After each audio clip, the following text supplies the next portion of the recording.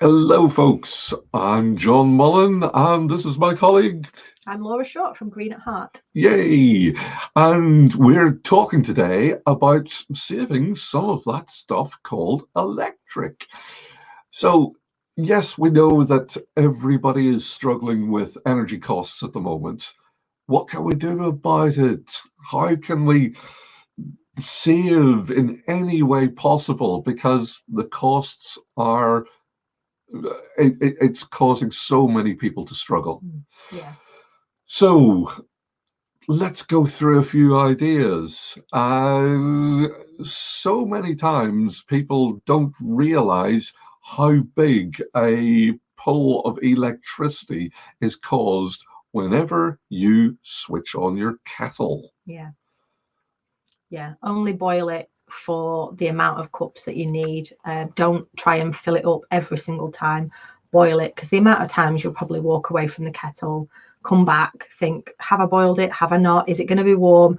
Reboil it, and therefore you've basically heated two full kettles of water, and you might only be making one brew. So just put in what you need. Or for a office situation where there's maybe not as many of you in, just get a small reduced capacity kettle, so you don't actually need to boil as much as you would if you had a full size one.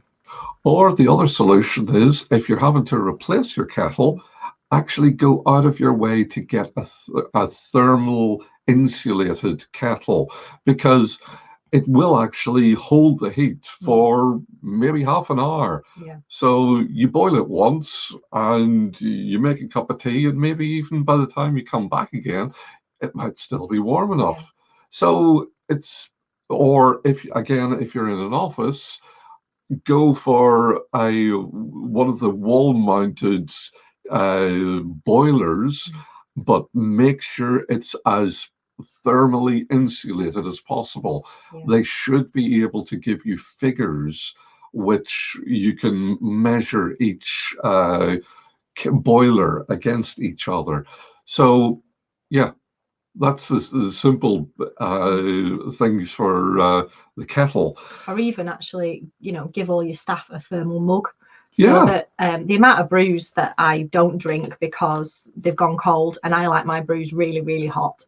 So having something like John's got over here, as opposed to my brew. I won't add. No, the other brands are available. Yeah, but there's a big difference. I only found this one by accident. The normal thermal mugs, which I'd been using, might have kept a cup of tea hot for about 15 minutes, maybe maximum half an hour. This will actually keep it warm for over 2 hours. Big difference. Yeah. But you look at them on the shelf, you can't see the difference. And if you use a branded one with your work logo, it's one, a nice gift for your staff, and two, if they take it out and about, it's promotion for your business as well. So it's a win-win there. But it's just a small thing that might help to stop people, one, keep making brews, and two, actually reduce the amount of energy you're using. Yes. So what's next? Just this whole principle of trying to reduce your usage. Don't leave your TVs, your monitors, your other equipment on standby. Just don't. Yeah. Switch it off. It takes a couple of seconds more to switch it back on again and get going again. But that's nothing apart from saving money, and it goes back into your pockets. You do not want to give more money than you have to the electricity companies. Yeah. They have been making so much money in the last few months, and they're literally laughing all the way to the bank. Absolutely. So no wonder government is saying that they're talking about a windfall tax for the energy companies, because honestly, they have probably made 4 to 5 times the profit that they have made in previous years. Yeah. So turn off whatever you can turn off, and definitely just pay less. The same goes for like bar fridges. If there's no perishable items in there and you're not storing liquids of a certain brand, for that brand, please see the email below. And if you've just got regular drinks in there, you can actually switch that off at the end of the day. Use a timer so that you don't have to manually do that, and then get it to come back on about an hour before service is due to get the drinks to chill down. You don't need it on all night, and those drinks won't perish if you switch that fridge off overnight. Yeah. And this is one of my bugbears: timers on systems, heating systems, fridge systems, lighting systems. If there's a timer on it, go and check that it's actually switched on whenever it's supposed to be switched on, and switched off whenever it's supposed to be off. Yeah.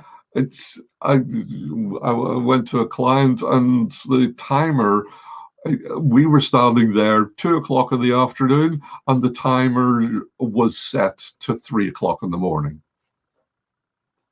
Absolute waste of time. And when we worked out what had happened, we think someone had just lent on it. And it was as simple as that. It had just been lent on. The clock had been set for a ridiculous time in the morning, and they were using energy that they didn't need to. So please check these things out. And if it's only something that you're going to use during the winter months, then switch it off.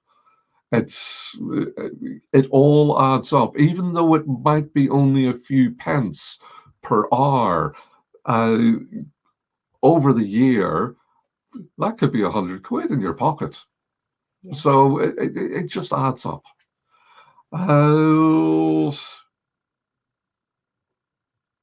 Anything else? I think just have a health check around your business. Actually know what you're using, when you're using it, and if you don't need it, just switch it off. Yeah. I still prefer the color-coded traffic light system. Red, leave it on all the time because it's for emergencies or it has to be on. Amber, you can switch it off at the end of the day, but it needs to be on through the day. And green can be switched on and off whenever you need it.